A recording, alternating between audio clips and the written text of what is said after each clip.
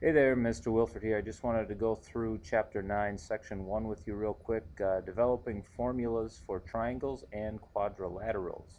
And most of you have used plenty of formulas before for different things, and we're going to talk about a few of these different kinds of formulas, in particular triangles and then some quadrilaterals. Now, one of the postulates that we start out with here, 911, is the area addition postulate, and basically this is just saying the area of the region, whatever region you're talking about, is equal to the sum of the areas of the non-overlapping parts.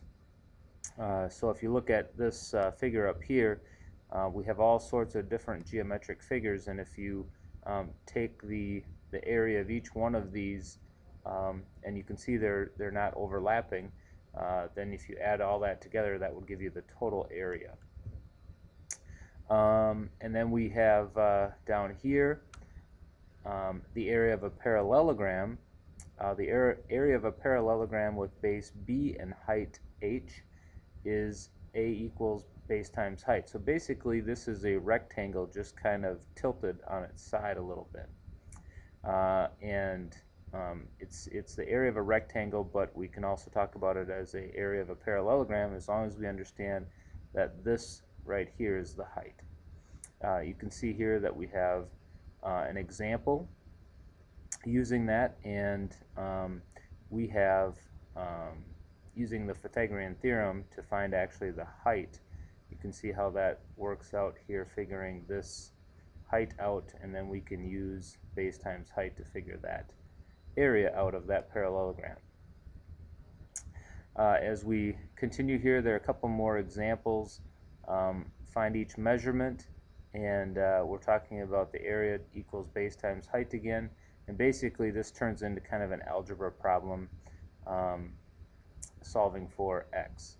And this example here, same kind of thing. The perimeter of the rectangle is here.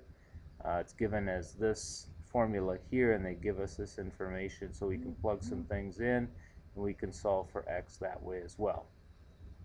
And same thing here for step 2. Okay. Then we have area of triangles and trapezoids. Again, both of these have to do with area formulas, and so maybe it's a good idea just to write some of these things down, the formulas down, in some notes.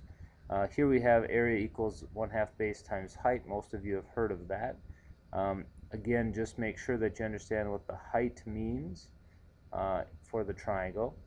Here we have a trapezoid, and this formula is there's a little bit more to it. What we're doing is actually adding the bases in a trapezoid, and we're multiplying that by the height, and then we're dividing it by 2. There's some other examples here that you can look through as well to find the areas. And again, a few more examples here, solving for each measurement, and again just using those formulas, area of a triangle formula and area of a trapezoid formula as well.